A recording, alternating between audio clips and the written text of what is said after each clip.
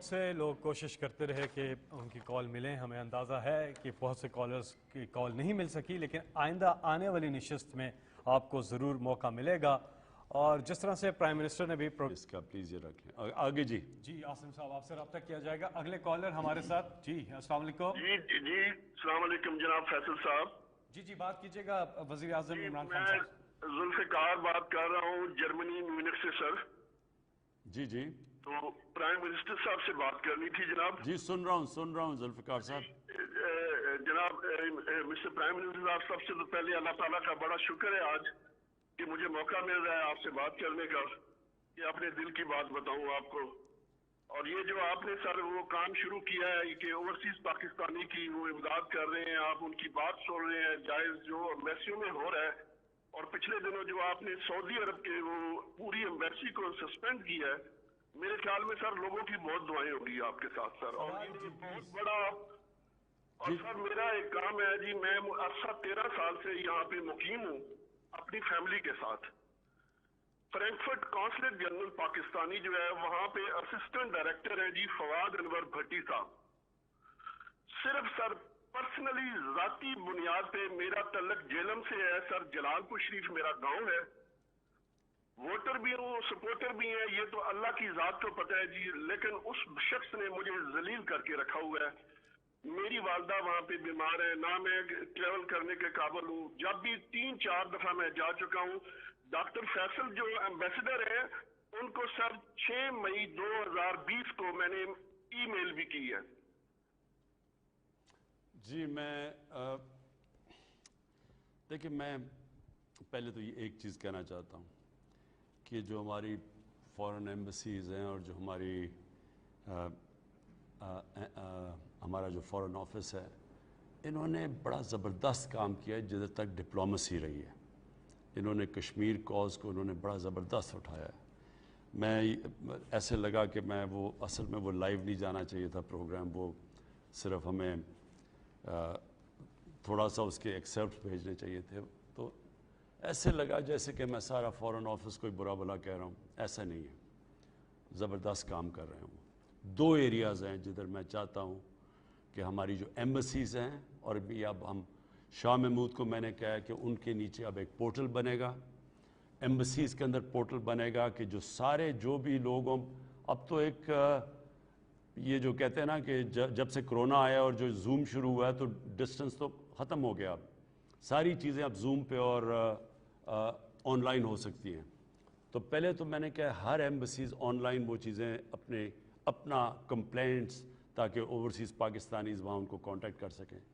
اس کے بعد میں نے شاہ محمود قریشی کے نیچے ایک پورا اسپیشل آفیسر ہوگا جو ساری کمپلینٹس ہوں گی, اگر وہ ایمبیسی سالو نہیں کر رہی تو وہ ڈائریکٹلی ادھر آئے گی اور یہ نمبر یہ پورٹل ایڈورٹائز ہوگا. میرا اپنا بھی پورٹل ہے جو پرائم منسٹر کا ہے, جس کے اوپر کوئی بھی پرائم منسٹر کمپلینٹ سیل پہ آ سکتا ہے. تو کسی کو بھی اب پرابلم ہوا اوورسیز پاکستانیز کو, وہ ڈائریکٹلی اپنی ادھر جو متعلقہ ایمبیسی ہے ادھر بھی جا سکتے ہیں. شاہ محمود کا فورن آفس کے نیچے ان کے پاس ہوگا ایک پورٹل, ادھر بھی کمپلین کر سکتے ہیں. میرا جو سٹیزن پورٹل ہے ادھر بھی آ سکتے ہیں. ہم نے جو 2 جگہ اپنی ایمبیسیز کو ٹھیک کرنا ہے, ایک کاؤنسلر سروسز جو ہمارے لوگ باہر ہیں, بہت بڑا ہمارا احساس ہے, ہم ان کو صحیح معنی میں سروس کریں.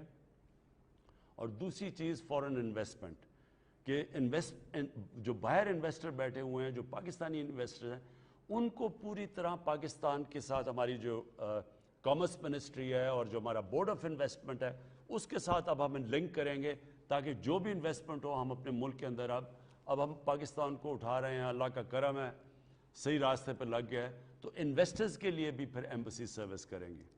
جی اگلے کالر ہمارے ساتھ 05192249000. السلام علیکم. وعلیکم السلام. جی کون صاحب؟ جی میں راجہ محمد ہارون بات کر رہا ہوں, ایلی پور UC 20 اسلام آباد سے. جی ہارون صاحب, آپ وزیر اعظم عمران خان صاحب سے بات کیجیے. جی وزیر اعظم صاحب, آپ نے ہاؤسنگ پروجیکٹ جو دیا ہے ماشاءاللہ غریب لوگوں کے لیے بڑا زبردست یہ پروجیکٹ ہے, لیکن اس میں شیڈول اتنا ٹف ہے اور اس طرح ہو رہا ہے کہ زمین نام کروائیں, انتقال پہلے کروائیں اور نقشہ لے کے آئیں, اتنا خواری کرتے ہیں وہ لوگ ایسا محسوس ہوتا ہے کہ وہ آپ کے مشن کو, آپ کی سوچ کو نقصان پہنچا رہے ہیں, اور چکر لگا لگا کے ہم لوگ وہاں سے واپس آ جاتے ہیں, اور 60% ہمارا یہ رورل ایریا ہے, اور صرف بینک والے اس کو چکر دے دے کے واپس کر دیتے ہیں. ایک تو یہ مسئلہ ہے, اور دوسرا زکوٰۃ, رمضان شریف میں زکوٰۃ جو ہے وہ نہیں مل سکی ہے یہاں اسلام آباد میں. چیک لیٹ ہونے کی وجہ سے زکوٰۃ ان مستحق تک نہیں پہنچ سکی. چیک مل گئے لیکن زکوٰۃ انہوں نے کہا ہے کہ عید کے بعد ملے گی, یہ عید سے پہلے ملنی چاہیے تھی. اور تیسرا صاف پانی کا مسئلہ ہے اسلام آباد میں. یہاں پہ ہم ٹینکر ڈلواتے ہیں اور ٹینکر کا پانی پیتے ہیں. یہ ٹھیک, 3 چیزیں. پہلے تو میں یہ پانی کا مسئلہ بتا دوں. پانی کا مسئلہ اصل میں ہمارے سارے بڑے شہروں میں آنے والا ہے. کراچی میں آ چکا ہے, لاہور میں اگر یہ جو نیا جو راوی سٹی ہے, اگر یہ ہم نہیں بناتے تو لاہور میں بھی اب اسی طرح کا مسئلہ آنے والا ہے, اور چند سالوں میں جو کہ کراچی کے حالات ہے. اسلام آباد میں مسئلہ ہے. یہ پہلے سمجھ لیں یہ ہوا کیا ہے. ہمارے شہر اتنی تیزی سے پھیل رہے ہیں کہ وہ ساری سیوریج سسٹم, ویسٹ ڈسپوزل, یہ جو پانی کا, یہ سارے شہروں کے اندر مسئلے بڑھتے جا رہے ہیں. اس لیے اس کے ہم نے پہلے تو میں آپ کو بتا دوں اپنی قوم کو بھی کہ پہلے تو سارے شہروں کے ماسٹر پلان بن رہے ہیں. کوئی شہر بھی دنیا میں اگر پھیلتا جائے گا اس کے لیے آپ کیسے پانی بھی دیں گے, گند بھی اٹھائیں گے, نہیں کر سکتے. اس لیے دنیا میں جب آبادی بڑھتی ہے تو دنیا اوپر جاتی ہے. ہم پھیلتے جا رہے ہیں, اور اس کا سب سے بڑا نقصان کہ ہمارا آخر میں ہم نے اپنے لوگوں کو 22 کروڑ لوگوں کو کھانا پینا دینا ہے, اناج دینا ہے. اگر وہ ساری ہماری زمینیں میں یہ ہاؤسنگ سوسائٹیز بن جائیں گی تو آخر میں تو آگے جا کے ہم کدھر سے لوگوں کو پورا ان کا فوڈ سیکیورٹی, کھانا پینا کیسے پورا کریں گے. لہٰذا ساروں کے ماسٹر پلانز بنائے ہیں. اب ہم نے پوری اجازت دے دی ہے شہروں کو اوپر جانے کے لیے, جتنا مرضی اوپر چلے جائیں, جس طرح ماڈرن سٹیز ہیں, دبئی دیکھ لیں اور جو بھی. تو اور پھر پانی کے علیحدہ بندوبست کر رہے ہیں. لاہور کا ہم یہ پورے براجز بنا رہے ہیں, راوی کے اوپر لیک بنا رہے ہیں تاکہ وہ واٹر لیول اوپر آئے. اسلام آباد میں ایک پورا بڑا پلان ہے پانی دور سے لانے کا, اس کے پورا ہم نے سینکشن کر دیا. اسلام آباد میں پانی آئے گا اوپر سے, کیونکہ اگر صرف گراؤنڈ واٹر ہی لاتے رہیں گے وہ تو نیچے جاتا جا رہا ہے. تو وہ انشاءاللہ پانی کا آپ کا مسئلہ ہو جائے گا. جہاں تک آپ نے ہاؤسنگ کی بات کی, یہ آپ نے بالکل بات ٹھیک کی ہے, کیونکہ پہلی دفعہ پاکستان کی تاریخ میں ان لوگوں کے لیے گھر بنانے کی کوشش ہو رہی ہے جن کے پاس کبھی بھی اتنا کیش نہیں گھر خریدنے کے لیے. دنیا کے اندر, یہ پھر سے میں ایک چیز بتانا چاہتا ہوں, میں بار بار کہہ بیٹھا ہوں, دنیا کے اندر جو کیسے لوگ اپنے گھر بناتے ہیں, لوگوں کے پاس تو پیسے نہیں ہوتے. تنخواہ دار جو تنخواہ دار ہوتے ہیں لوگ, ان کے پاس تو کبھی بھی اتنا پیسہ نہیں ہوگا گھر بنانے کا. لہٰذا وہ کیا کرتے ہیں, بینکس پیسے دیتے ہیں, اور وہ جو اپنے تنخواہ سے کرایہ چلا جاتا ہے گھر کی قسطوں پہ, بینکوں کی قسطوں پہ چلا جاتا ہے, تو بجائے کرایہ دینے کے ان کا گھر بھی اپنا بن جاتا ہے, اور پھر ان کے اوپر بوجھ بھی نہیں پڑتا. اس کے لیے پہلے ہمیں 2 سال لگے. ایک بڑا پرانا قانون عدالتوں میں پھنسا ہوا تھا, فورک کلوجر لا. وہ قانون جب تک پاس نہیں ہوا, جو ہم نے کروایا, عدلیہ کا بھی میں شکریہ کرتا ہوں کہ انہوں نے ہماری مدد کی. وہ قانون کی وجہ سے کیا ہوا ہے کہ اب پہلی دفعہ بینک پیسے دے رہے ہیں لوگوں کو گھر کے لیے قرضے دینے کے لیے. یہ پہلی دفعہ ہوا ہے. ہندوستان میں 10% لوگ اپنے گھر بناتے ہیں بینک سے قرضے لے کے. امریکہ, یورپ میں 80% بناتے ہیں. پاکستان میں ابھی تک 0.2% ہے. یہ تو پہلی دفعہ کوشش کر رہے ہیں. بینکوں کو بھی عادت نہیں ہے. ہم بینک مینیجر سے بھی بات کر رہے ہیں کہ ہم کیسے ان کو, بینک ہیڈز کو, کہ وہ کیسے ٹرین کریں اپنے سٹاف کو. کئی بینک بڑا اچھا کام کر رہے ہیں, میزان بینک ہے, بینک آف پنجاب ہے, نیشنل بینک ٹرین کر رہے ہیں تاکہ ان کو پتہ چلے کہ کیسے بیچارے غریب لوگ جب آئیں تو مزدور آئیں, ان کو کیسے قرضے دینے. یہ اس کی پوری کوشش ہو رہی ہے, اور انشاءاللہ اس کو ہم امپروو کرتے رہیں گے. لیکن ہم اب ایک اور بھی کہ خاص اب بینک ایک بنانے کی کوشش کر رہے ہیں. یہ شوکت ترین ابھی لگے ہوئے ہیں اس کے اوپر, کہ وہ صرف اس کا کام ہی صرف ہو کہ گھروں کے لیے قرضے دینے کے لیے. تو یہ آپ فکر نہ کریں, اس کے اوپر ہم لگے ہوئے ہیں. انشاءاللہ آنے والے دنوں میں آسانیاں ہوتی جائیں گی. جو لوگ اپنا گھر قسطوں پہ خریدنا چاہیں اور بینک سے قرضہ لینا چاہیں, یہ آسانیاں ہوتی جائیں گی. حکومت اس وقت 3% سود کے اوپر جو لو کاسٹ ہاؤسنگ ان کو قرضے دے رہی ہے, اور پھر پہلے لاکھ گھروں کے اوپر 3 لاکھ روپیہ سبسڈی اوپر دے رہی ہے, تاکہ ان کا قرضہ ان کا قرضوں کی قسط نہ زیادہ بڑھے. اور تو بینک بھی سستے قرضے دے رہے ہیں, حکومت بھی, اسٹیٹ بینک مدد کر رہی ہے اس میں, اسٹیٹ بینک بھی, تاکہ قرضہ یہ سود زیادہ نہ ہو. حکومت اس کے اوپر 3 لاکھ روپیہ سبسڈی بھی دے رہی ہے. اور انشاءاللہ اور جو گھر بنانے والی کنسٹرکشن کمپنیز ہیں ان کو بھی ہم انسینٹیوز دے رہے ہیں, ان کے لیے بھی ہم نے ٹیکس کم کر دیا تاکہ وہ بھی زیادہ شرکت کریں اس میں. جی اگلے کالر ہمارے ساتھ 05192249000. السلام علیکم. السلام جی, میں شاہ حسن بات کر رہا ہوں لاہور سے. جی السلام علیکم. آپ وزیر اعظم عمران خان صاحب سے بات کیجیے گا. جی السلام علیکم سر. ہاں جی سر, میں شاہ حسن بات کر رہا ہوں لاہور سے. پہلے تو میں نے آپ سے شکریہ ادا کرنا تھا کہ جو امیزون والا کام ہوا ہے وہ ہمارے لوگوں کو آئیڈیا نہیں کہ کتنی بڑی چیز ہوئی ہے لوگوں کے لیے, تو اس کے لیے آپ کو تھینک یو ادا کرنا تھا. تو دوسرا میں نے بات یہ کرنی تھی کہ بے شک ہمیں یہ فیسلٹی تو مل گئی ہے امیزون کی, لیکن ان کا کرائٹیریا اتنا اسٹرکٹ ہے کہ اگر ہمارے جو سیلرز ہیں انہوں نے ان کا کرائٹیریا مل نہ کیا تو ہمارے لیے بہت زیادہ پرابلم ہو سکتی ہے, اور خدا نخواستہ آگے جا کے کوئی ایشوز بھی ہو سکتے ہیں. تو اس میں کیا تھا؟ ہاں یہ ابھی یہ میں آپ کو عرض کروں, یہ اللہ نے بڑی ہماری کامرس منسٹری بڑی دیر کی کام کر رہی تھی. یہ بہت بڑا کام ہو گیا جو امیزون اب پاکستان میں آپریٹ کرے گا. اس سے اتنا آسان ہو جائے گا لوگوں کے لیے اپنی چیزیں ایکسپورٹ کرنا. یہ تو ہم یعنی اللہ کا بڑا کرم ہوا ہے, اور ہمارا نوجوان آبادی ہے, اور ہمارے موقع مل جائے گا کہ کوئی بھی چیز ایکسپورٹ کرنی ہے وہ امیزون کے تھرو. تو یہ تو لیکن ابھی شروعات ہے. ابھی انشاءاللہ یہ آپ کے لیے ہم بھی, حکومت بھی مدد کرے گی کہ کیسے ہم آپ کے لیے آسانیاں کر سکتے ہیں تاکہ آپ بھی یہ امیزون کا پورا طرح فائدہ اٹھائیں. تو امیزون پاکستان میں آ رہا ہے اور اس سے بھرپور فائدہ اٹھائیے. جیسے ہی آئے گا تو اس میں مزید آسانیاں آپ کے لیے پیدا کی جائیں گی, کوالٹی کنٹرول کیا جائے گا, اور ایکسپورٹ کے حوالے سے جو پارسل وغیرہ ہیں ان کے مسائل بھی حل کیے جائیں گے. اگلے کالر ہمارے ساتھ. جی السلام علیکم. جی السلام علیکم فیصل بھائی. جی وعلیکم السلام. جی کون صاحب؟ پرائم منسٹر صاحب کو میرا سلام. میں ان سے ایک عرض کرنا چاہتا ہوں کہ یہ جو آپ نے یہ کرونا کے اوپر جو ٹائمنگ تھی, آپ کے رستو صاحب نے جو ہے تو ٹائمنگ کم کی تھی, تو اس کی وجہ سے بازاروں میں بہت زیادہ رش بڑھ گیا تھا, تو جس کی وجہ سے کرونا کا مسئلہ پیدا ہوا ہے. اور نمبر 2, میں آپ کو یہ بتانا چاہتا ہوں جو ویکسین سینٹر ہے وہاں اتنا سلو پروسیجر ہے کہ 3-3 4-4 گھنٹے وہاں باری نہیں آتی ہے. اور نمبر 3, میں پرائم منسٹر صاحب کو یہ ایک بات پوچھنا چاہتا ہوں کہ آپ عمرے سے جب واپس آئے ہیں, تازہ عمرہ کر کے آئے ہیں, اور آپ اپنی ایمانداری سے بتائیں کہ آپ اپنے منشیروں اور وزیروں سے آپ مطمئن ہیں؟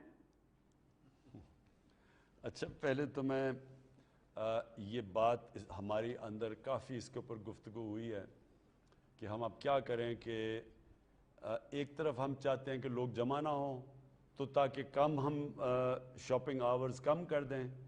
دوسری طرف یہ بالکل آپ کی بات ٹھیک ہے کہ جب آپ کم کرتے ہیں تو وہ زیادہ لوگ آ جاتے ہیں, تو وہ اصل تو مسئلہ یہ ہے نا کہ لوگوں کو جمع نہ کریں ہم.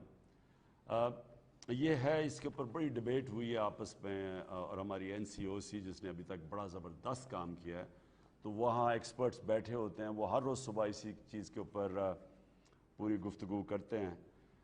یہ سوچ لیں گے اس چیز کے اوپر آگے.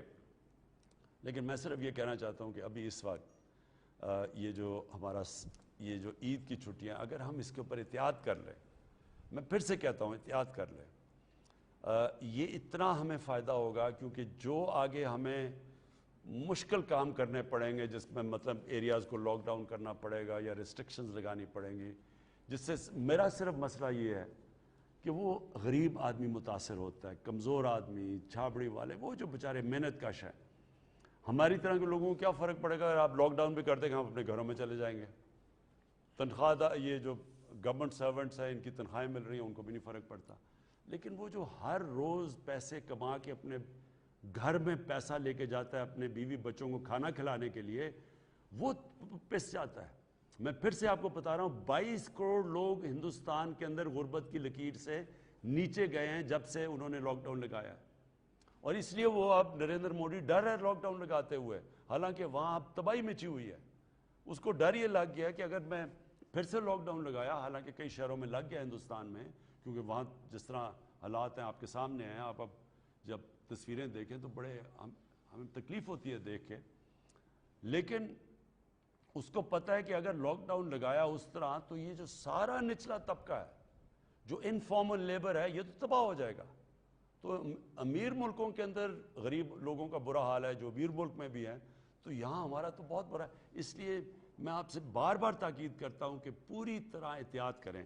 یہ سمپل چیز ہے، یہ تو اتنا مشکل نہیں ہے نا، ہر جگہ بس یہی لگا کے پھر اسی سے نیچے آ جاتا ہے۔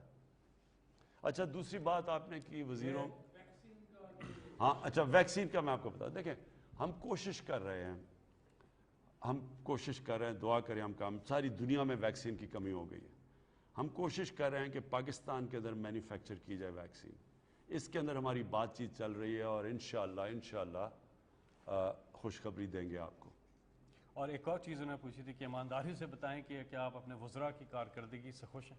دیکھیں یہ ایسے ہے کہ 11 کھلاڑی ہیں میری ٹیم میں، ہر کوئی تو سپر سٹار نہیں ہوتا، کوئی اچھا کرتا ہے کوئی برا کرتا ہے، جو بہت ہی برا کرتا ہے اس کو ٹیم سے نکال کے دوسرے کو لے آتے ہیں، جو اچھا کرتے سٹارز ہوتے ہیں تو وہ تو سب کے سامنے آ جاتے ہیں۔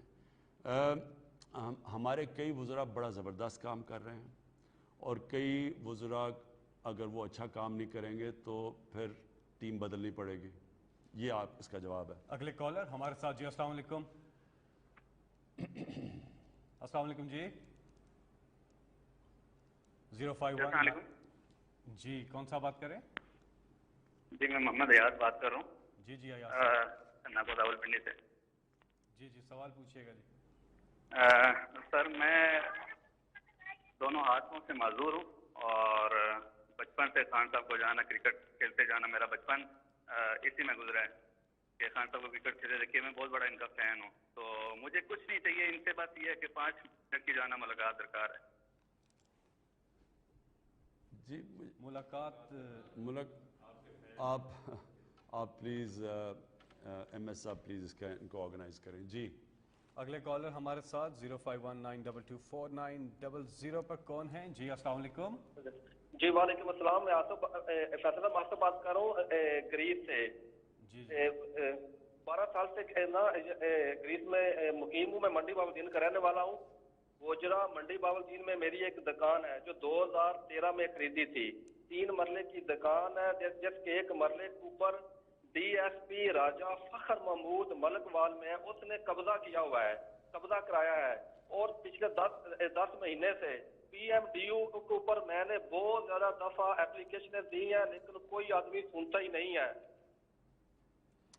یہ نوٹ کر لیا آپ کا، انشاءاللہ اس کے اوپر ہم پوری انکوائری کریں گے۔ میں پھر سے آپ سب کو بتا دوں کہ ہمارا ملک کا بہت بڑا جو مسئلہ ہے، جس طرح میں نے آپ کو کہا کہ جب سے پاکستان بنا، جب سے ہمارے عظیم لیڈر قائد اعظم جو کانسٹیٹیوشنسٹ تھے، سب سے بڑے وہ قانون کے اوپر چلنے والے تھے، بدقسمتی سے اس کے بعد ہم قانون کی بالادستی سے ہٹ کے تو طاقت کی حکمرانی کی طرف چلے گئے، اور یہ ایک بڑا مسئلہ۔ یہ جو قبضہ گروپ بھی ہیں، یہ جو قبضہ گروپ ہے یہ کبھی بھی طاقتور کے اوپر تو نہیں ہاتھ ڈالتے، یہ بیچارے وہ کمزوروں کی زمینیں قبضہ کر لیتے ہیں، تو ان کے اوپر تو میں نے پوری جنگ ڈکلیئر کی ہوئی ہے۔ میں نے ایک اپنا میرا جو پورٹل ہے پرائم منسٹر کا، اس کے اوپر آپ لکھا کریں، اگر آپ نے اس کے اوپر اس کا نمبر سب کے پاس ہے، آپ اگر اس پورٹل کے اوپر یہ لکھ دیں، بلکہ میں چاہوں گا کہ اس کے بعد نیچے بھی آپ چلائیں یہ نمبر، اگر آپ کی کسی کی بھی زمین کے اوپر قبضہ ہوا ہوا اور خاص طور پہ کسی طاقتور نے کیا ہوا ہے، کسی قبضہ گروپ نے، پلیز اس کے اوپر لکھیں، میرا کام ہے پھر اس کے اوپر فوری طور پہ انویسٹیگیٹ کرنا۔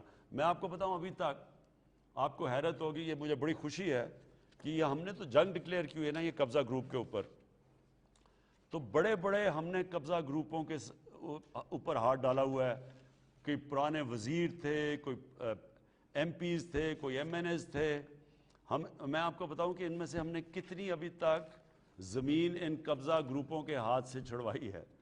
انہوں نے سرکاری زمین اربوں اربوں روپے کی قبضہ کر کے بیٹھے ہوئے تھے, اور یہ وہ لوگ ہیں جو پاور میں رہ کے انہوں نے زمینیں قبضہ کی ہوئی تھیں. تو اب تک میں آپ کو پوری فگر دوں گا, میں نے یہاں لکھی بھی ہوئی ہیں کہ ہم نے جب سے ہماری پاور میں آئے ہیں, ہم نے اب تک کتنے لوگوں سے کتنی کی زمینیں چھڑوائی ہیں. آپ کی کالز کا سلسلہ جاری ہے. نمبر ہے آپ کی اسکرین پہ بھی آ رہا ہے 0519224900. آپ اس کرتے رہے, میں بھی آپ کو بتاؤں گا کہ ہم نے کتنے اربوں روپے کی زمین قبضے سے چھڑوائی ہے. اور یہ بھی میں آپ کو بتا دوں, اس میں جو پرانے وزیر اور ایم این ایز تھے, ہم سب کو چیلنج کرتے ہیں کہ اگر ہم نے ایک بھی کسی کے اوپر غلط انتقامی کارروائی کی ہوئی, آپ عدالت میں جا سکتے ہیں. عدالتیں پاکستان میں آزاد ہیں, اور میں آج آپ کو کہہ رہا ہوں کہ ایک بھی ان میں سے نہیں جائے گا, کیونکہ ہم نے سارے لینڈ ریکارڈز کے یہ قبضے چھڑوائے ہیں. یہ تو طاقتور ہیں, اور اس میں کئی ایک ایم این اے جس نے اربوں روپے کی زمین قبضہ کی ہوئی تھی, جو نون لیگ کی جو سینئر مریم نواز ان کے ساتھ جا کے کھڑی ہو گئی, اور ان کے ساتھ کہا جی بڑا ظلم ہوا ہے. کیوں نہیں آپ جا کے عدالت میں پیش کرتے, کیوں آپ لینڈ ریکارڈز نہیں پیش کرتے؟ میں ایک منٹ یہ بھی آپ کو دکھا دوں ابھی تک کتنے ہیں. ابھی تک جی ہم نے 21,000 ایکڑ زمین خارج کروائی ہے جو کہ قبضے ہوئے تھے. 21,000 ایکڑ زمین, اس کی جو ویلیو ہے, جو اس کی قیمت ہے, 27 ارب روپے کی زمین ہے جو ہم نے چھڑوائی ہے ابھی تک. جی آگے. جی پرائم منسٹر صاحب, انہوں نے ایک اور التجا کی تھی گریس سے جو ہمارے کالر تھے, انہوں نے کہا تھا کہ جو پورٹل ہے پی ایم ڈی یو جو ہے, اس پر 2 دفعہ یہ کر چکے ہیں شکایت, لیکن وہ ادھر ایڈریس نہیں ہو رہی ہے, انہیں کوئی جواب نہیں آ رہا ہے. آمدید. کالز کا سلسلہ جاری ہے. وزیر اعظم عمران خان صاحب نے یہ کہا ہے کہ اس کا دورانیہ تھوڑا سا بڑھا دیں, تو اب یہ پروگرام 3 بجے ختم نہیں ہوگا, اس سے تھوڑا سا آگے بھی جائے گا, کیونکہ بہت سی کالز آ رہی ہیں. پرائم منسٹر کی خواہش ہے کہ زیادہ سے زیادہ کالرز کو پروگرام میں شامل کیا جائے. اگلے کالر ہمارے ساتھ. جی السلام علیکم. السلام علیکم سر, فیصل بات کر رہا ہوں بلوچستان ڈسٹرکٹ پنجگور سے. جی بات کیجیے گا. جی وزیر اعظم عمران خان صاحب.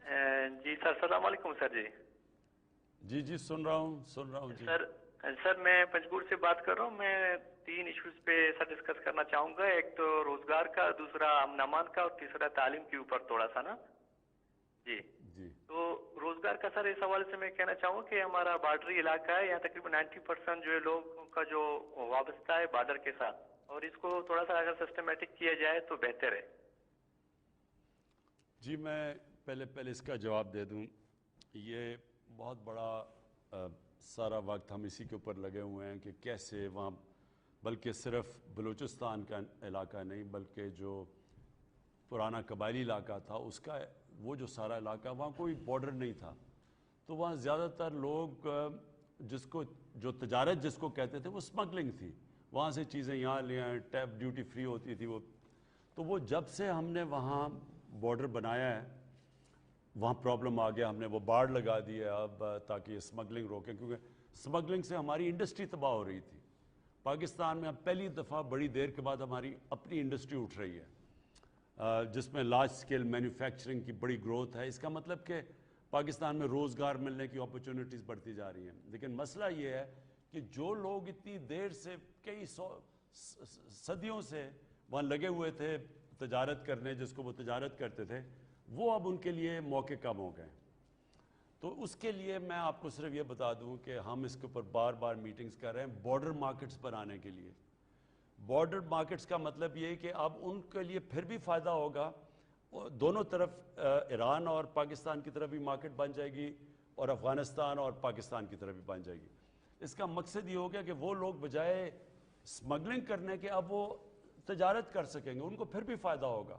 اس کے اوپر پورا کام ہو رہا ہے, بلکہ چند مہینے میں یہ ساری بارڈر مارکیٹس کھل جائیں گی. مسئلہ صرف ہمیں ایک ہے کہ جو ایران سے پیٹرول سمگل ہوتا ہے, اب وہ جو ایران کا پیٹرول ہے وہ یعنی اس سے آپ اندازہ لگائیں کہ ہم اندازہ لگا رہے ہیں ہمیں 180 ارب روپے کا پاکستان کو نقصان ہے, کیونکہ وہ ڈیوٹی کے بغیر آتا ہے, اور وہی پیٹرول کے اوپر اگر ہم ڈیوٹی لگا دیں تو اس سے ہمیں 180 ارب روپیہ فائدہ ہو سکتا ہے. تو اب ہم کوشش کر رہے ہیں کہ پہلے تو بلوچستان میں تو ابھی بھی ایران کا پیٹرول آ رہا ہے کیونکہ ہمارے پاس ابھی انفراسٹرکچر نہیں ہے وہاں سب کو کئی بارڈر ایریاز پہ پی ایس او پیٹرول نہیں دے سکتا. لیکن بلوچستان کے باہر اب ہم نے روک دیا ہے ایران کا پیٹرول آنا کیونکہ ہمیں بہت بڑا نقصان ہو رہا ہے اس کا. لیکن جو بارڈر مارکیٹس ہیں انشاءاللہ ہم وہ جو لوگ بے روزگار ہوں گے ان کے لیے انشاءاللہ بارڈر مارکیٹس کے اوپر ہم اب وہی ان کو روزگار دیں گے. جی وزیر اعظم صاحب، سوشل میڈیا پہ بھی کچھ سوالات آئے ہیں. ایک سوال ہے کہ کراچی نے آپ کو بھرپور ووٹ دیے الیکشن میں، پروجیکٹس کی بات ہوتی ہے، پلاننگ ہوتی ہے، لیکن کراچی پر آپ کا فوکس نہیں. ہمیں صوبائی حکومت کے رحم و کرم پر آپ نے چھوڑ دیا ہے. مہنگائی کا برا حال ہے، ہمارا گھر نہیں چل رہا، خدا را کچھ کیجیے. دیکھیں 18th امینڈمنٹ کے بعد ہوا کیا کہ جو 57% جو بھی پاکستان ہم پیسہ اکٹھا کرتے ہیں 57% سیدھا صوبوں کے چلا جاتا ہے. اور اب صوبوں کے پیچھے 18 امینڈمنٹ کے بعد ان کے پاس سارے اختیارات چلے گئے.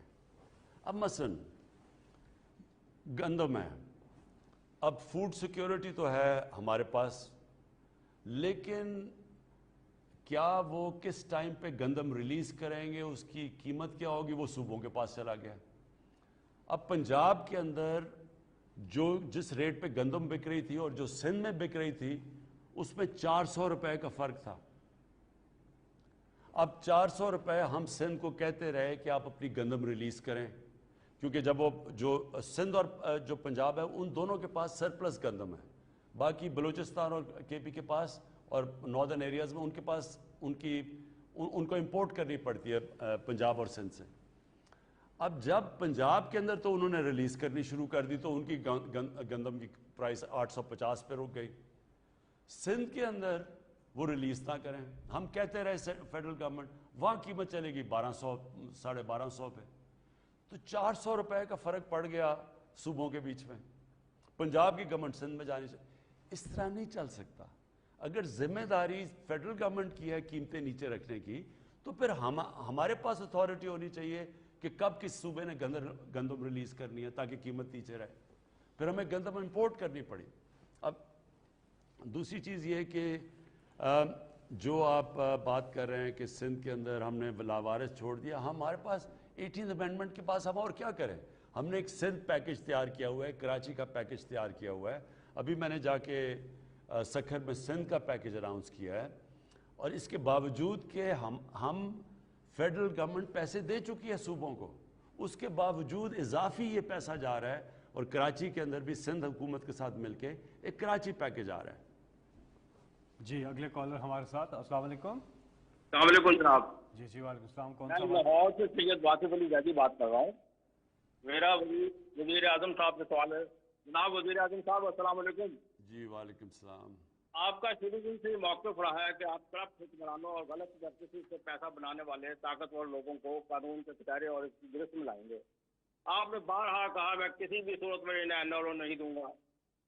میں مانتا ہوں جناب کہ آپ نے کافی حد تک اپنے اس مشن کے مطابق کام بھی کیا ہے، لیکن جناب آپ پچھلے 5-6 مہینوں سے آپ ہمیں شوگر مافیا کے سامنے بے بس نظر آتے ہیں. اور خاص طور پر اپنے دوست جہانگیر ترین سے نہ صرف آپ نے ملاقات کی بلکہ انہیں NRO بھی دے دیا. اور لوگوں کا تو یہ ماننا ہے کہ اگر آپ ایسا نہ کرتے اور ان سے خفیہ ملاقاتیں نہ کرتے تو آپ کا بجٹ ہی پاس نہیں ہونا تھا. میرا جی یہ بڑی آپ نے اچھی بات کی کہ NRO میں نے ہمیشہ کہا تھا میں نہیں دوں گا. میں پہلے اس کے اوپر واضح ہو جاؤں. پھر سے میں نے شروع میں بات کی تھی، میں پھر سے کرتا ہوں. دیکھیں ایک ہوتا ہے بڑا ڈاکو، ایک ہوتا ہے چھوٹا چور. چھوٹا چور جو ہوتا ہے نا وہ لوگ تنگ ہوتے ہیں، کسی کی چیز چوری کر لی، کسی کا موبائل فون چوری کر لیا، کسی کا موٹر سائیکل چوری کر لیا. لوگ تنگ ہوتے ہیں، لیکن اس سے قوم کبھی تباہ نہیں ہوتی. قوم تباہ ہوتی ہے جب ایک بڑا ڈاکو جو ملک کا سربراہ، وزیر اعلیٰ، وزیر اعظم، جب ہم چوری کرتے ہیں ہم قوم کو تباہ کر دیتے ہیں، مقروض کر دیتے ہیں. اب آپ کو میں صرف ایک مثال دیتا ہوں. شہباز شریف، اس کا جو کیس چل رہا ہے، یہ جو باہر جانے کی کوشش، بھاگنے کی، جانے کی نہیں، بھاگنے کی کوشش کر رہا ہے، اس کے اوپر صرف یہ ایک کیس ہے 7 अरब रुपए का ये मनी लॉन्ड्रिंग का केस है, 700 अरब रुपए का। ये सिर्फ एक केस है, इसके अलावा और केसेस हैं इनके ऊपर इतनी किताबें हैं केसेस की। ये सिर्फ जो पैसा पाकिस्तान में लेके आते हैं, जब इन्होंने एक बीवी को घर लेना पड़े तो वो पैसा आ जाता है, वो बेटे ने नथिया गली में या डूंगा गली में घर बनाना है तो फिर वो टीटी आ जाती है, गाड़ी लेनी हो तो बाकी इनका पैसा बाहर पड़ा हुआ है। तो ये सोचे कि अगर 7 अरब रुपया सिर्फ एक, ये जो हमने पकड़ा है, ये टिप ऑफ द आइसबर्ग है। जो बाकी इनके पास, जो शरीफ और नवाज शरीफ के पास, जो इनके बेटे अरबों रुपए के वहां घरों में रह रहे हैं, वो किधर से पैसा आया? वो यहां का पैसा चोरी होके गया। अब आप सारे पाकिस्तान के जेल के कैदियों को इकट्ठा कर लें जिन्होंने चोरी की है। मैं आपको लिख के देता हूं कि जितने पाकिस्तान में 70,000 जितने भी जो चोरी पे गए हुए हैं, उनकी सबकी चोरी कर दें, वो भी 7 अरब रुपया नहीं बनता। तो इसलिए जब बड़ी करप्शन होती है, जो हुक्मरान करते हैं, ये मुल्क को तबाह कर देती है।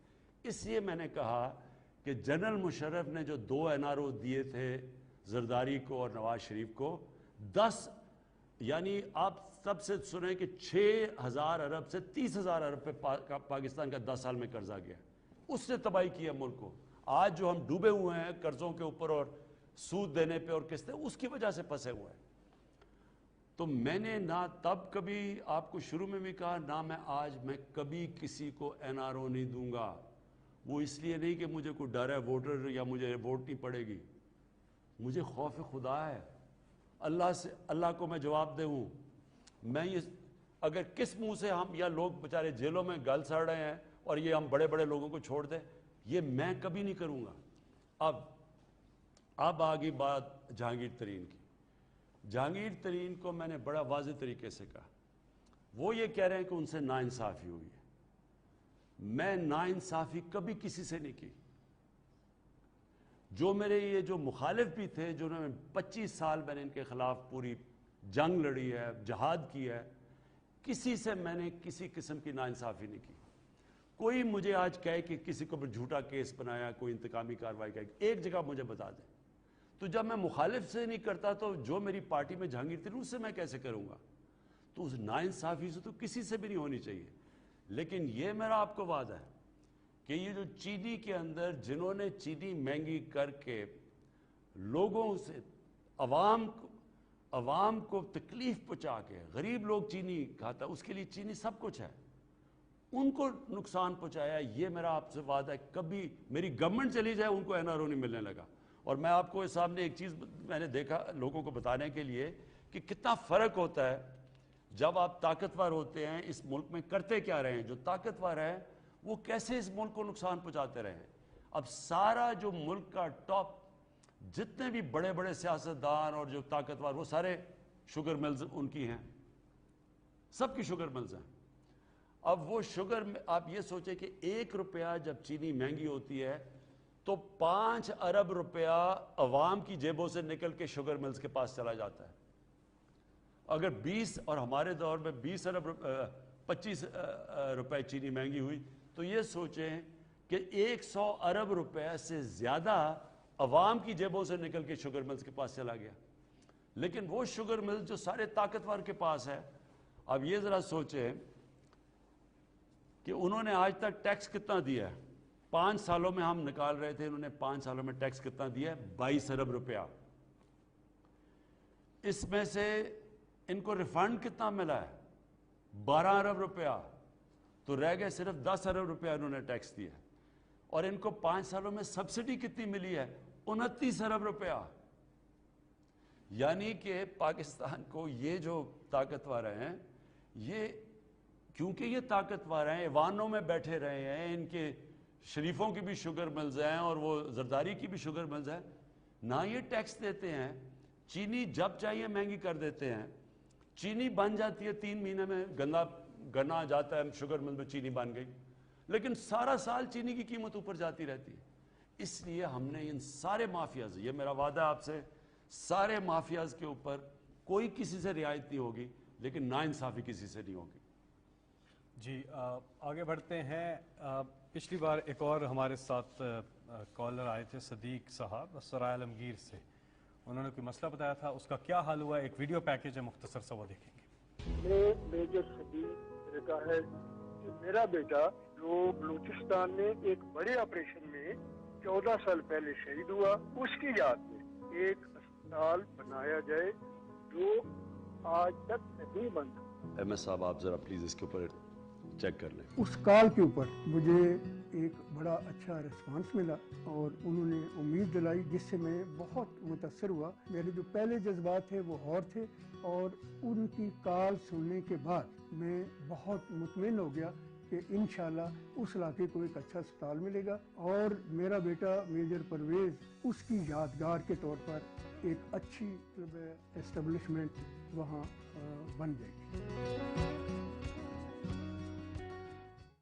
جی وزیر صاحب، ایک سوشل میڈیا پہ ایک سوال آیا ہے، وہ کہہ رہے ہیں کہ مہنگائی سے ہمارا برا حال ہے، کچن نہیں چل پا رہا، اکانومی کے کیا حالات ہیں، ذرا ہمیں بتائیے، اور کب تک یہ مہنگائی ختم ہوگی؟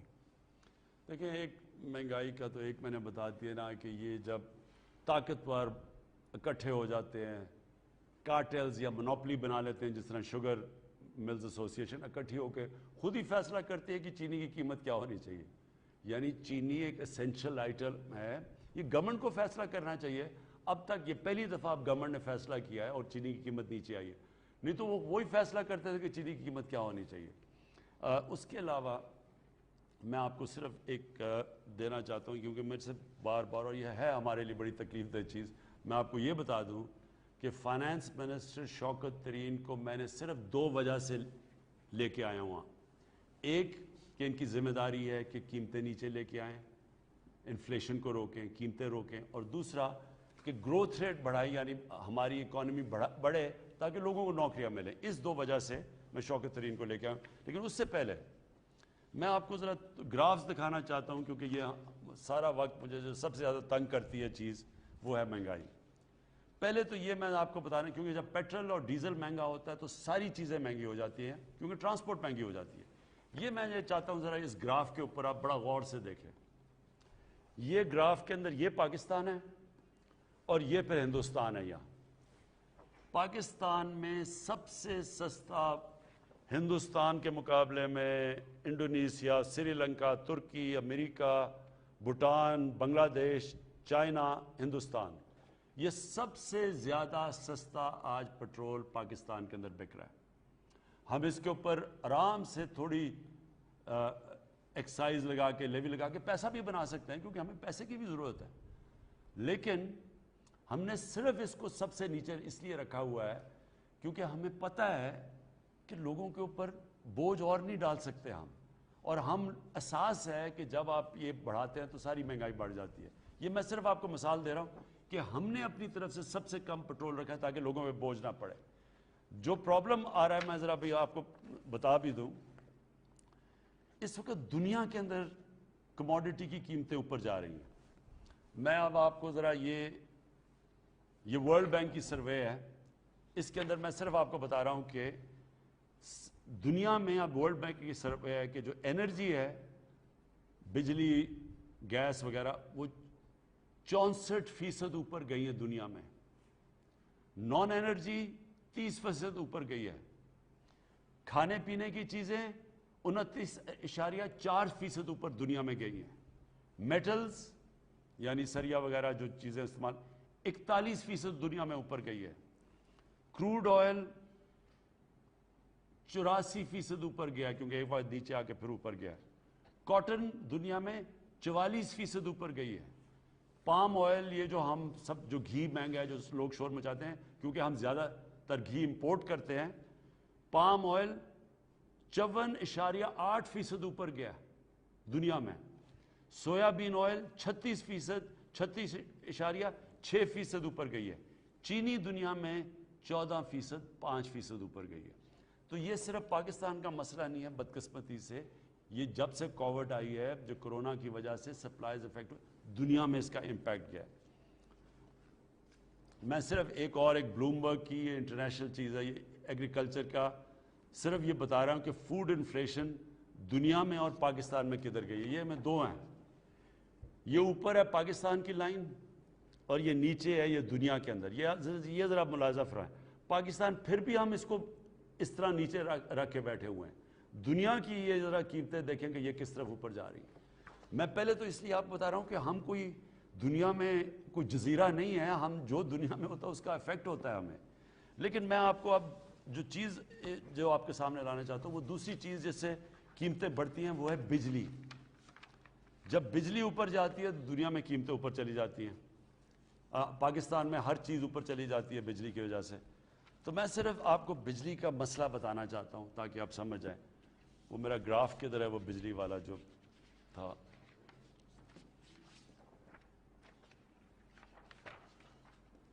अच्छा जी, ये ज़रा देख लें। स्क्रीन पे भी आ जाएगा। पहले तो मैं आपको ये बताऊं बिजली का मसला क्या है। बिजली के जो कॉन्ट्रैक्ट साइन किए गए बिजली बनाने के लिए, वो सारे कॉन्ट्रैक्ट हमारे गवर्नमेंट में आने से पहले के साइन हुए। हमारे जो आईपीपी के कॉन्ट्रैक्ट्स थे वो कोई 30-30 साल पुराने कॉन्ट्रैक्ट्स हैं, वो साइन किए गए। गैस का कॉन्ट्रैक्ट जो साइन किया गया था कतर से, वो हमारे आने से पहले का साइन किया गया था। और जो इन्होंने कॉन्ट्रैक्ट साइन किए उनके अंदर एक लफ्ज़ इस्तेमाल होता है कैपेसिटी पेमेंट। कैपेसिटी पेमेंट का मतलब ये है कि गवर्नमेंट ने कॉन्ट्रैक्ट किया है एक बिजली घर से कि आप बिजली बनाएं, जितनी भी आप बिजली बनाएंगे गवर्नमेंट खरीदेगी, और अगर गवर्नमेंट उसको इस्तेमाल करे या ना करे हम आपको पैसे पूरे देंगे। ये है कॉन्ट्रैक्ट जिसको कहते हैं कैपेसिटी पेमेंट। ये बड़ा ज़रूरी आपने समझना है कि हमारे से इस वक्त हुआ क्या। जब नून लीग की हुकूमत आई तो जो कैपेसिटी पेमेंट्स थी वो थी 180 अरब रुपया। ये ज़रा नोट कर लें ये सारी फिगर्स। उनके जब 2013 में 180 अरब रुपया था।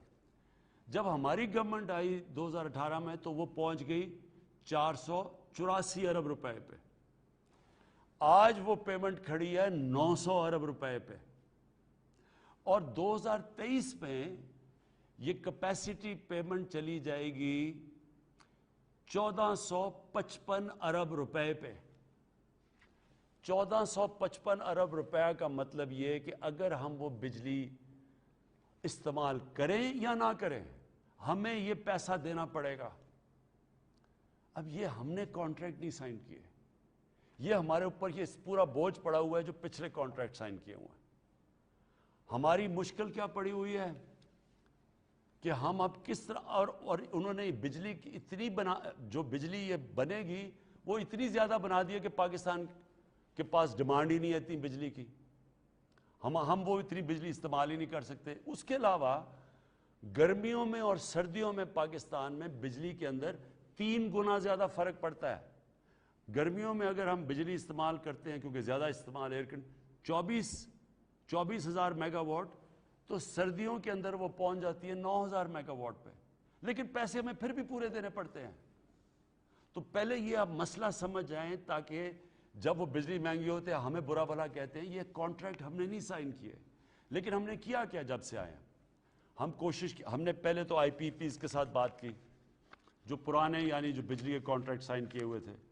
मैं आपको बताऊं कि उससे हमने रीनिगोशिएट किए उनसे बातें, और मुझे बड़ा अपनी टीम के ऊपर फ़ख्र है क्योंकि जब आप ये कॉन्ट्रैक्ट साइन कर लें तो उसके बाद आप इनको रीनिगोशिएट नहीं कर सकते क्योंकि वो इंटरनेशनल ट्राइब्यूनल्स में चले जाते हैं इसके ऊपर, और उसके ऊपर आपको फिर आपको फाइन होता है जिस तरह रेकोडेक के अंदर, क्योंकि हमने वो किया नहीं, वो इंटरनेशनल कॉन्ट्रैक्ट्स चले गए और उधर फिर हमें फाइन्स हुए।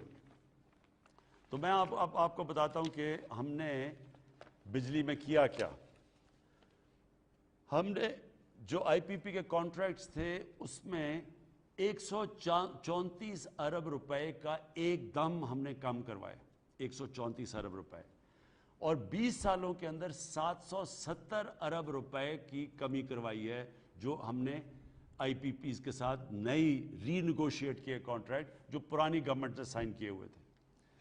दूसरी चीज़ जो कतर है, कतर के साथ के जो LNG का इन्होंने कॉन्ट्रैक्ट साइन किया था पिछली हुकूमत ने, वो 13.37% ब्रेंट के ऊपर इन्होंने किया था।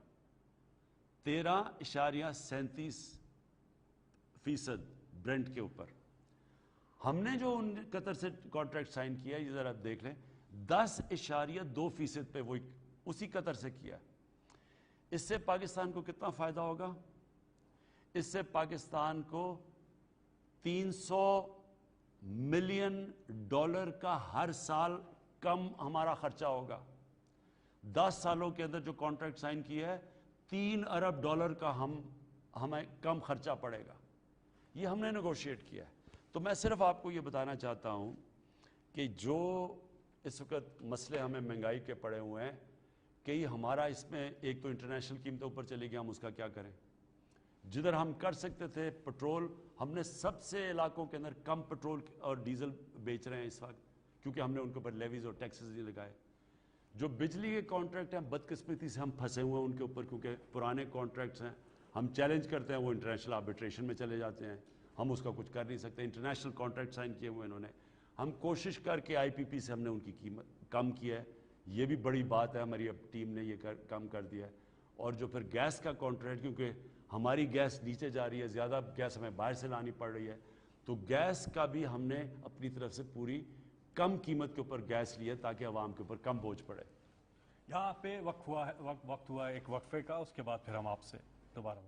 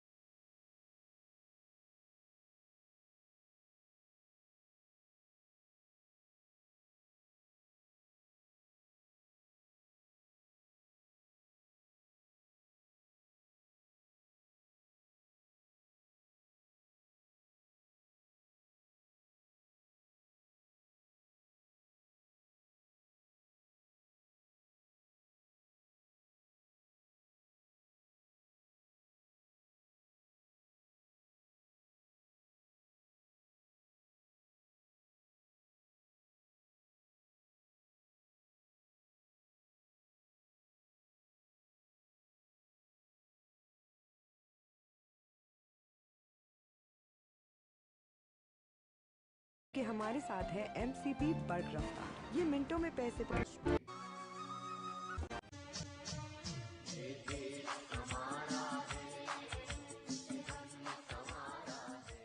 بریک کے بعد ایک بار پھر ہم آپ کی خدمت میں حاضر ہیں. آپ ٹیلی فون کر رہے ہیں 0519224900 پہ. ہمارے ساتھ کالر ہیں. جی السلام علیکم.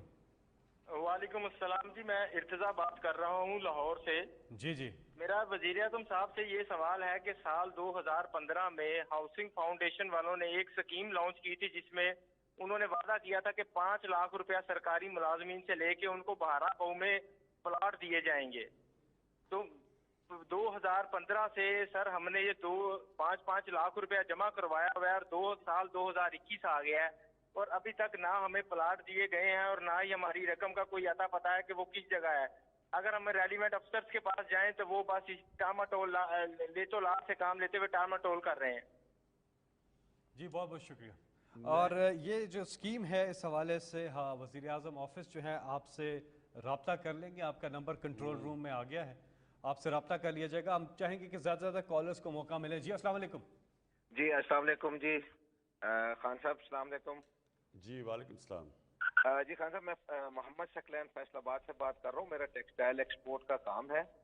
سب سے پہلے میں آپ کو اور آپ کی معاشی ٹیم کو مبارکباد دوں گا جس حوالے سے آپ نے ٹیکسٹائل کو یعنی کہ لیا ہے.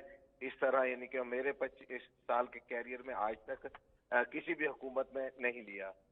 دوسرے نمبر پہ میں آپ سے یہ بات کرنا چاہوں گا کہ الحمدللہ ہمارے پچھلے 10 ماہ میں ڈبل ڈیجٹ گروتھ ہوئی ہے ٹیکسٹائل کے اندر, اور اس میں الٹیمیٹلی ایک 2 پوائنٹ یہ بھی ہیں کہ ہمارے جو نیبر کنٹریز ہیں ان کے اندر کرونا کے کرائسس زیادہ ہیں جس وجہ سے ہمارے پاس آرڈرز زیادہ آئے ہیں.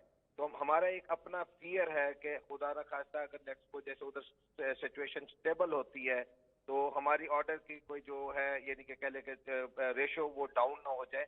تو اس سلسلے میں ایک سجیشن تھی کہ گزشتہ 15 سال سے USA डिज्नी का बिजनेस हमारा बंद हुआ है कंप्लायंस इशू में, जिसमें बल्दिया की फैक्ट्री में आग का इशू भी मौजूद था। तो उस पे मैं आपकी तवज्जो चाहूंगा कि आपकी हुकूमत डिज्नी के बिजनेस को वो करे, क्योंकि वो एक इतना बड़ा बिजनेस है कि अगर ये कंट्रीज से थोड़ा सा बिजनेस यानी कि बांग्लादेश इंडिया में जाता भी है कोविड रिस्टोरेशन के बाद, तो हमारी इंडस्ट्री उस पर सर्वाइव कर सकती है। जी बहुत बहुत शुक्रिया। वज़ीर आज़म साहब, एक सोशल मीडिया पे से मिला जुला इन्होंने बात की इकॉनमी की, तो ये सवाल पूछते हैं कि अपोजिशन कहती है और हमें लगता है कि शायद दुरुस्ती कहती है कि इकॉनमी आपने आकर उसको उसकी तबाही कर दी है, तबाह हाल होगी इकॉनमी। इस पे ज़रा वज़ाहत फरमाइएगा कि आज इकॉनमी की क्या ओवरऑल सिचुएशन है। जी चले इन्होंने भी टेक्सटाइल की बात भी की और मैं भी ये बार बार देखता हूँ, जो मुंह खोलता है कि जी इकॉनमी तबाह हो गई, मुल्क बर्बाद हो गया। टीवी पे भी बदकिस्मती से एक बड़ा नेगेटिव ही आता रहता है। वो लोग बेचारे मुझे कहते हैं जी हम टीवी नहीं देखते, हमें 2 गोली डिस्प्रिन खानी पड़ती है टीवी के देखने से पहले। वो कहते हैं जी ये भी हो गया तो तबाह हो के मारे गए। मैं अपनी चले ऑपोजिशन तो क्या कहे, ऑपोजिशन ने तो कहना ही है, वो तो जो अगर हम उल्टा भी लटक जाए तो वो कहेंगे नहीं जी एक टांग से लटको दो नहीं, उनका तो कोई फ़र्क। जो हमारे मीडिया में लोग हैं, मैं ज़रा उनसे थोड़ा पूछना चाहता हूँ कि जब आप कहते हैं कि मुल्क तबाह हो गया और सारा कुछ और ये भी गलत है वो भी गलत है, देखिए पहले तो इसको ज़रा पर्सपेक्टिव में डाल दें। माना महंगाई है, मैंने आपको पढ़ के बता दिया कि दुनिया के अंदर महंगाई है। हाँ, हम पूरा लगे हुए हैं महंगाई के ऊपर काबू पाने के लिए। मैंने खुद आपको कहा कि मैं नए फाइनेंस मिनिस्टर शौकत तारीन को लेके ही इसलिए आया हूँ क्योंकि मैंने उनको मैंडेट दिया हुआ है कि तुमने महंगाई कम करनी है, जो भी हम कर सकें। कई चीज़ें हमारे हाथ में, कई चीज़ें हमारे हाथ में नहीं है। लेकिन महंगाई के अलावा अगर आप ये कहें कि जनाब तब से 2-2.5 साल में हुकूमत आई है, जो 50 साल में जो तबाही मची हुई है मुल्क की, या 30 साल में, ख़ास तौर पे ये जो 2 जमातें आई हैं जिन्होंने स्वयं लूट मार के किया, कुछ नहीं है। मैं सिर्फ एक चीज़ कहना चाहता हूँ कि ये सारे जो बाहर बैठे हुए हैं शरीफ ख़ानदान के, वो भी बैठा हुआ, उसके बेटे भी, नवाज शरीफ के बेटे भी, वो झूठ बोल के बाहर चला गया, बेटे बाहर है। शहबाज शरीफ का बेटा बाहर है, जैसे पता चला उसको कि उसका टीटी का केस है वो बाहर भाग गया। इसका दामाद बाहर बैठा हुआ है, करप्शन के केसेस हैं नैब पे। इसाक डार बाहर बैठा हुआ है, उसके ऊपर जबर, और ये सारे ज़्यादातर बाहर भागे थे जब नून लीग की हुकूमत थी, अपनी हुकूमत में बाहर भागे हुए थे। उसके बेटे बाहर बैठे हुए हैं, अरबों रुपए के घरों में रह रहे हैं, बड़ी बड़ी गाड़ियां चला रहे हैं। आज तो पाकिस्तान में अदलिया आज़ाद है। आज तो आपको सबके सामने कोई कह सकता है कि आज तहरीक इंसाफ की हुकूमत हो, अदलिया को कंट्रोल करती है, अदलिया के आज़ाद फैसले हैं। तो आपको डर किस चीज़ का है? अगर आपने चोरी नहीं की, आप क्यों नहीं आके अपनी अदालत पे खड़े होकर अपनी सफाई पेश करते? मेरे ऊपर आपने इंतकामी कार्रवाई की थी। मेरा 2002 का लंदन का फ्लैट डिक्लेयर था। मुझे 8 महीने अदालत में खड़े करके हर सवाल पूछा गया, और मैं पाकिस्तान से हलाल की कमाई का पैसा फ्लैट बेच के पाकिस्तान लेके आ रहा हूँ, बैंकिंग चैनल से लेके आ रहा हूँ। फिर भी 8 महीने उन्होंने मेरे से एक एक सवाल पूछा और सबूत मांगे। ये बाहर बैठे हुए हैं, एक ये सबूत नहीं दे सकते कि ये जो बेटे अरबों रुपए की प्रॉपर्टीज में रहते हैं, जो मरियम नवाज के नाम पे 4 बड़े बड़े महल हैं मेफेयर में, एक ये बता नहीं सकते कि किधर से पैसा आया, कौन सी मनी ट्रेल है, और मुल्क से पैसा बाहर जा रहा है। और फिर अभी ये जो शहबाज शरीफ ड्रामे कर रहे हैं, 7 अरब रुपए की, 7 अरब रुपए का सिर्फ एक केस है। बाकी तो इन्होंने जो इनके ऊपर जो चीज़ें हैं, जो इन्होंने पैसा बाहर भिजवाया, तो किसी को अंदाज़ा नहीं है। हम सब लंदन जानते हैं, मैं जानता हूँ लंदन को, मुझे पता है ये किधर किधर रहते हैं। बरतानिया का प्राइम मिनिस्टर उन घरों में नहीं रह सकता जिधर इनके बेटे रहते हैं।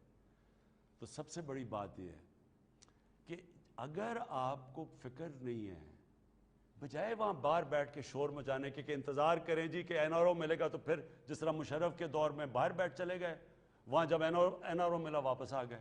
इस बार ये NRO नहीं मिलने लगा। NRO तो मिलना छोड़ें,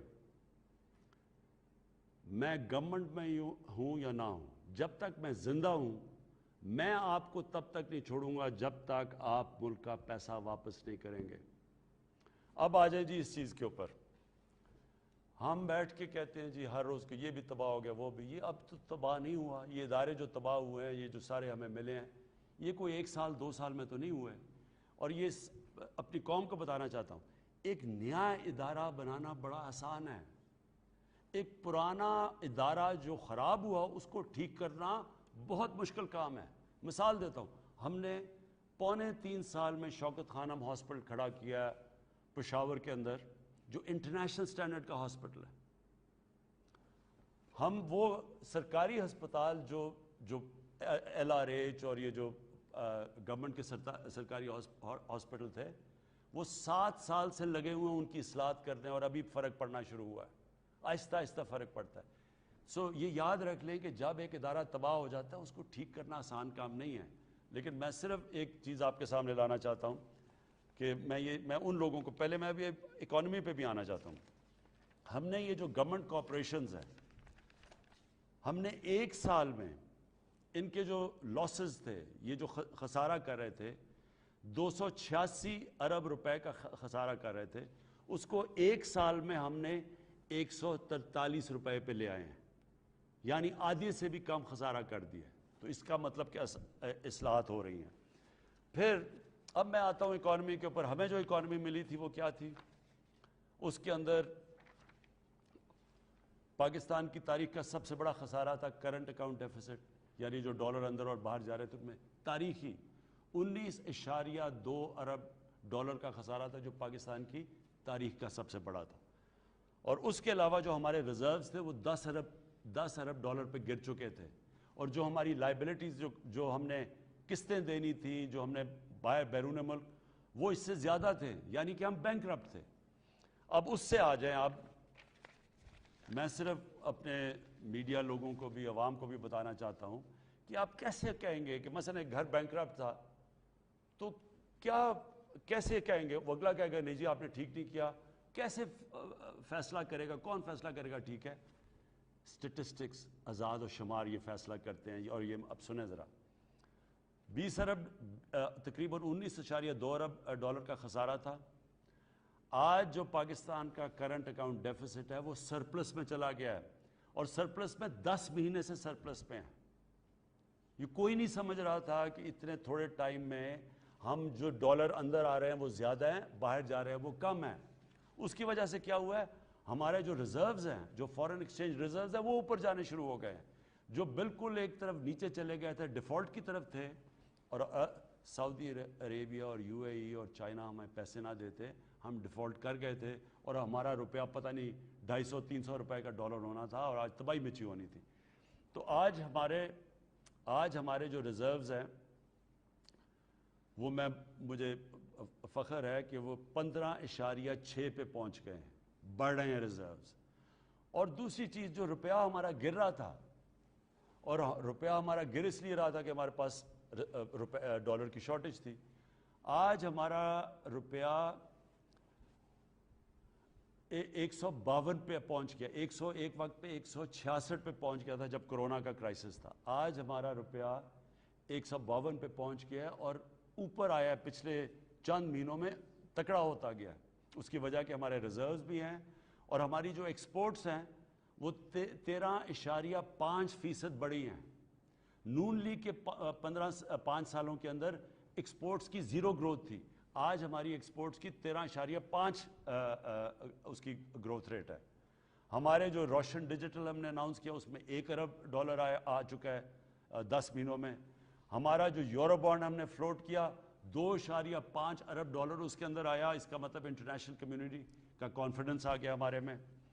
ہمارا جو اب یہ دوسری چیز فسکل ڈیفیسٹ ہوتا ہے، یعنی ملک میں آمدنی اور خرچے کے اندر اگر ہمیں قرضوں کی قسطیں نہ دینی پڑیں، اور جو پرانی گورنمنٹ سے لیے ہوئے تھے، تو ہم اب 410 ارب روپے کے ہم سرپلس میں چلے گئے ہیں. خسارے سے ہم آج سرپلس کے اندر ہیں. جو FBR ہے، ہماری آمدنی جو بڑھ رہی ہے، ہمارا جو FBR ہے وہ 11% پچھلے 10 مہینے میں ہماری آمدنی بڑھی ہے. جو مارچ تھا 50%، یعنی ریکارڈ تقریباً 50% ہماری مارچ میں ہماری اس کے اندر اضافہ ہوا ہے ہماری FBR کی، ہماری آمدنی میں. اور اپریل میں اس سے بھی زیادہ جا رہا تھا. بدقسمتی سے جو آخری ہفتہ تھا جس میں کرونا کی وجہ سے جو شاٹ ڈاؤن ہوا تو اس سے ہمارا ریونیو کم ہوا ہے. اب ذرا دیکھتے جائیں بزنس ایکٹیویٹی. اب کہتے نہیں جی تباہی ہوگی, ملک تباہ ہو گیا, مارا گیا, سب کچھ ہو گیا. یہ ذرا سنیں, جو سب سے امپورٹنٹ چیز ہوتی ہے جس میں روزگار بھی ملتا ہے, جس میں ملک کی دولت میں اضافہ ہوتا ہے, وہ ہوتا ہے لارج سکیل مینوفیکچرنگ, بڑی انڈسٹری. اس میں 7.5% اس کی گروتھ ریٹ ہے, یعنی وہ بڑھ رہی ہے. ٹیکسٹائل انڈسٹری انہوں نے سن لیا, انہوں نے کہا کہ جب سے وہ جانتے ہیں کہ کبھی ٹیکسٹائل انڈسٹری کے اندر اتنا زیادہ امپروومنٹ نہیں آئی, لیبر نہیں مل رہی ٹیکسٹائل کی. آج ساری ٹیکسٹائل فل کیپیسٹی پہ کام کر رہی ہے. سیمنٹ, یعنی جو ہم نے پالیسیز بنائی تھی اپنی کنسٹرکشن انڈسٹری کی مدد کرنے کے لیے, اس کی نظر یہ آ رہا ہے کہ پاکستان کی تاریخ میں سب سے زیادہ سیمنٹ کی سیلز ہوئی ہیں 19%. یہ کبھی اس سے اتنی بڑی سیمنٹ کی سیل. اس کا مطلب جب سیمنٹ آپ کی کنسٹرکشن انڈسٹری چلتی ہے 30 اور انڈسٹریز اس کے ساتھ چلنا شروع ہو جاتی ہیں, ساری آپ کی اکانومی اٹھنا شروع ہو جاتی ہے. اور ابھی وہ پوری طرح پیس نہیں ہوا, ابھی پوری طرح نہیں چل رہی ہماری. میں نے جو شروع میں کہا تھا جو لو کاسٹ ہاؤسنگ ہے, جو غریب لوگوں کے لیے گھر ہیں, وہ ابھی تک بینکوں کو عادت نہیں پڑی ان کو قرضے دینے کے لیے, وہ پوری طرح نہیں چل رہی. اس کے باوجود آج ہماری ریکارڈ سیمنٹ سیلز ہے. اس کا مطلب کہ کنسٹرکشن انڈسٹری چل پڑی ہے. موٹر سائیکل 21% موٹر سائیکل کے اندر سیلز میں اضافہ ہوا ہے. ٹریکٹرز 58% اضافہ ہوا ہے ٹریکٹرز کی سیل پہ.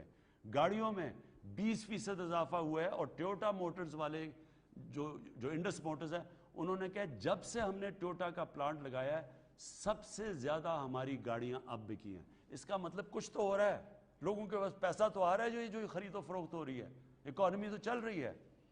پھر کراچی, جو کراچی سٹاک ایکسچینج ہے, وہ بلومبرگ کہتا ہے کہ بیسٹ پرفارمنگ سٹاک ایکسچینج ہے. 66% اس میں اضافہ ہوا ہے. پھر آئی ٹی کی ایکسپورٹس, یہ جو ہمارا آگے فیوچر ہے آئی ٹی کا, آئی ٹی کی ایکسپورٹس میں 44% ہماری آئی ٹی کی ایکسپورٹس بڑھی ہیں اس سال. اچھا اب آ جائیں, 65% ہماری پبلک تو رہتی ہے دیہات میں. اب یہ لوگ جب کہتے ہیں جی ملک تباہ ہو گیا, آج ذرا دیہات کے اندر حالات دیکھیں. ایک تو آپ کو نظر آ گیا ہوگا کہ اگر ٹریکٹروں کے اندر سیل 58% ہوئی ہے تو کچھ تو, اور یہ جو موٹر سائیکل, یہ دیہات کے اندر کچھ تو چینج آیا ہوگا, اور وہ میں بتاتا ہوں کیوں آیا. پہلے تو ہم نے قانون پاس کیا کہ گنے جب کسان اپنا گنا لے کے جاتا ہے شوگر مل کے اندر, اس کو اسی وقت پیسہ دینا چاہیے. پہلے کسانوں سے ظلم ہوتا تھا, کٹوتی ہوتی تھی. اس کو اگر گنے کی قیمت 180 ہے تو اس کو 120 پہ فارغ کر دیتے تھے, اس کو ایک سال پیسہ نہیں دیتے تھے. ہم نے قانون بنایا کہ گنے والے جو بیچارہ کسان محنت کرتا ہے سارا, اس کو اسی وقت پیسہ ملے گا. کبھی گنے والوں کو اتنا زیادہ پیسہ نہیں ملا جتنا ہمارے دور میں ملا ہے, اور اس کی وجہ سے گنے کی جو پروڈکشن ہے وہ 22% گنا کی پروڈکشن بڑھی ہے پاکستان میں. مونگی چاول 13.6% بڑھا ہے, کیونکہ کسانوں کے پاس پیسہ آیا ہے, پہلی طرح ان کو پیسہ ملا ہے. گندم کے اندر ہم نے ان کو جو ریٹس دیے اب گندم کے 500 ارب روپیہ گیا ہے گندم, صرف گندم کے لیے اضافی کسانوں کے پاس.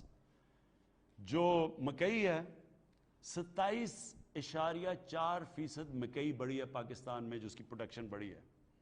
لائف سٹاک 2.6%, اس میں ہمیں اب کافی کام کی ضرورت ہے. ہم نے کیلکولیٹ کیا ہے کہ 1100 ارب روپیہ اضافی کسانوں کے پاس کیا ہے اس سال. تو جو اس وقت جب ہم بات کرتے ہیں کہ برے حالات ہیں, تو جو 65% پاکستان جو دیہاتوں میں رہتا ہے ان کے پاس تو کبھی اتنا پیسہ آیا ہی نہیں جتنا آپ پہنچا ہے. تو یہ جو بیٹھ کے ہم کر رہے ہیں, کبھی پوچھیں جائیں کسانوں سے تو پوچھیں کہ ان کو پہلے سے حالات کیسے ہیں. اور یہ ابھی رکے نہیں, ابھی انشاءاللہ جو آگے ہم چیزیں کرنے جا رہے ہیں, کسان کارڈ لے کے آئے ہیں. اب ہم کریں گے کیا کہ کسان کو اگر ہم نے کسی چیز میں اس کو ہم نے سبسڈی دینی ہو, ڈائریکٹلی کارڈ کے تھرو اس کسان کے بینک میں آئے گی. مڈل مین نیچے سے نکل جائے گا, جو پیسے کاٹتے تھے بیچاروں کو ملتا نہیں تھا. پھر ہم نے یہ بھی فیصلہ کیا کہ ہر قسم کا، یعنی اگر کوئی مشکل آتی ہے کسان کے اوپر، ہم نے پیسے دے رہے ہیں، ہم نے کھاد کے لیے اگر کسان کو ہم نے سبسیڈائز کرنا ہے، ہم اب ڈائریکٹلی، یہ جو پنجاب نے شروع کیا یہ انشاءاللہ کے پی میں بھی آ جائے گا، ڈائریکٹلی کسان کو پیسہ پہنچے گا اس کے پاس، کوئی بیچ میں اس کے آدمی نہیں ہوگا جو کہ اس کو تنگ کرے گا یا پیسہ کاٹے گا۔ تو میں ذرا اب سوال یہ پوچھتا ہوں کہ جب ہماری ایکسپورٹس بڑھ رہی ہیں، جب ہماری انڈسٹری بڑھ رہی ہے، جب یہ ریکارڈ سیلز ہو رہی ہیں، تو یہ جو بیٹھ کے ہر روز ہمیں مایوس کر دیتے جو ملک تباہ ہو گیا، مارا گیا، یہ اس وقت ہو رہا ہے جب دنیا کی اکانومیز کنٹریکٹ کر رہی ہیں۔ آپ ہندوستان کے حالات دیکھیں، آج 22 کروڑ لوگ، میں پھر سے کہتا ہوں، کرونا کی وجہ سے غربت کی لکیر کے نیچے گئے ہیں۔ اب اور برطانیہ میں دیکھیں، 10% ان کی اکانومی کنٹریکٹ کی ہے۔ اس دور کے اندر یہ پاکستان کے اندر ہم نے اپنی اکانومی کو بھی بچایا ہے، اپنے لوگوں کو بھی کرونا سے بچایا ہے اب تک، اور ماشاءاللہ ہم نے اپنی اس وقت ملک کو ادھر رکھ دیا ہے کہ انشاءاللہ اگر ہم اسی طرح چلتے رہیں تو ہم وہی اس خوشحالی کی طرف جا رہے ہیں جس کی طرف ہماری کوشش تھی۔ آخری 2 کالر سے اب ہم بات کریں گے۔ ہمارے ساتھ ہیں لائن پر کون؟ جی السلام علیکم۔ السلام علیکم۔ جی وعلیکم السلام، کون سا بات کر رہے ہیں؟ میں جی ڈاکٹر شاہد عباسی بول رہا ہوں پنڈی سے۔ جی ڈاکٹر صاحب۔ جناب میرا پرائم منسٹر صاحب سے سوال یہ ہے، پہلے تو ان کو سلام دینا چاہتا ہوں۔ جی تو دوسری بات یہ ہے کہ بہت سارے معاملات ہیں جس پہ وہ اپنا رضا ظاہر کرتے ہیں کہ مافیا سے لڑنا ہے، غربت سے، اور بہت ساری چیزیں، لیکن میں کہ جس چیز پہ وہ بجا طور پہ فخر کر سکتے ہیں وہ ہے ان کا ماحولیات اور انوائرمنٹ، ان کا کام جس کو انٹرنیشنلی بھی اکلیم کیا گیا ہے۔ میرا تعلق مری سے ہے، تو میں یہاں پرائم منسٹر صاحب کی توجہ اس پہ دلانا چاہتا ہوں کہ مری کی کچھ کر رہے ہیں، یہ جو